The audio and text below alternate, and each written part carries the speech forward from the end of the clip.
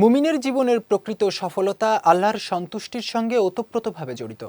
কখনো কখনো খুব সাধারণ একটি আমলও আল্লাহর কাছে এত প্রিয় হয়ে ওঠে যে তার বিনিময়ে বান্দা লাভ করেন অকল্পনীয় মর্যাদা। এমনই এক বিস্ময়কর ঘটনা ঘটেছিল এক সাহাবীর জানাজায়, যেখানে অংশ নিয়েছিলেন ৭০,০০০ ফেরেশতা। বিস্তারিত জানাচ্ছেন সঙ্গীতা শাহ।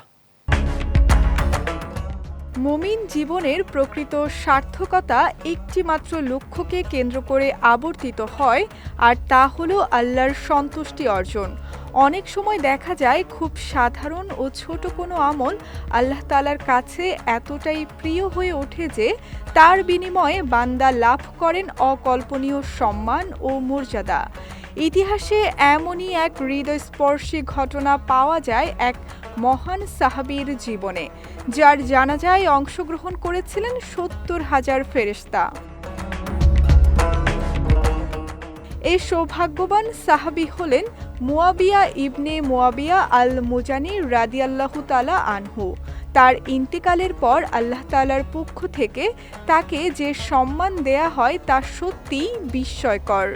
হযরত জিবরাইল আলাইহিস সালাম ৭০,০০০ ফেরেশতা সহ রাসূল সাল্লাল্লাহু আলাইহি ওয়াসাল্লামের কাছে উপস্থিত হন এবং সবাই মিলে মুয়াবিয়া ইবনে মুয়াবিয়া আল মুজানি রাদিয়াল্লাহু তাআলা আনহুর জানাজায় অংশ নেন। নবীজি সাল্লাল্লাহু আলাইহি ওয়াসাল্লাম নিজে জিবরাইল আলাইহিস সালাম ও সেই বিপুল সংখ্যক ফেরেশতাকে সঙ্গে নিয়ে তার জানাজা আদায় করেন। জানাজা শেষে রাসূল সাল্লাল্লাহু আলাইহি ওয়াসাল্লাম হযরত জিবরাইল আলাইহিস সালামকে জিজ্ঞেস করলেন, কোন আমলের কারণে মুয়াবিয়া ইবনে মুয়াবিয়া আল মুজানি এ উচ্চ মর্যাদা লাভ করেছেন? উত্তরে জিবরাইল আলাইহিস সালাম জানালেন, তিনি সর্ব অবস্থায় সূরা ইখলাস তিলাওয়াত করতেন। দাঁড়িয়ে, বসে, হাঁটতে হাঁটতে কিংবা বাহনে আরোহণের সময় জীবনের প্রতিটি মুহূর্তে তার জিহ্বা সূরা ইখলাসে সিক্ত থাকত। এই আমলই তাকে আল্লাহর কাছে এমন সম্মানিত করে তুলেছে। এ ঘটনা বর্ণিত হয়েছে মুজামে কাবিরে। সূরা ইখলাস পবিত্র কোরআনের অন্যতম ক্ষুদ্র অথচ গভীর তাৎপর্যপূর্ণ একটি সূরা। এটি কোরআনের ১১২ নম্বর সূরা এবং এতে রয়েছে মাত্র ৪টি আয়াত। সূরা কাউসারের পর এটি কোরআনের সবচেয়ে ছোট সূরাগুলোর একটি। ইখলাস শব্দের অর্থ হলো একনিষ্ঠতা, গভীর বিশ্বাস, খাঁটি আনুগত্য ও নির্ভেজাল উপাসনা।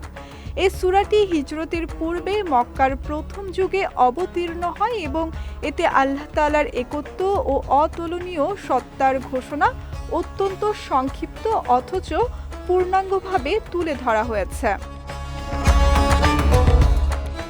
এই ঘটনা আমাদেরকে গভীরভাবে ভাবতে শেখায় যে আমলের পরিমাণ নয়, বরং আমলের ভেতরের ইখলাসই আল্লাহর কাছে সবচেয়ে বেশি মূল্যবান।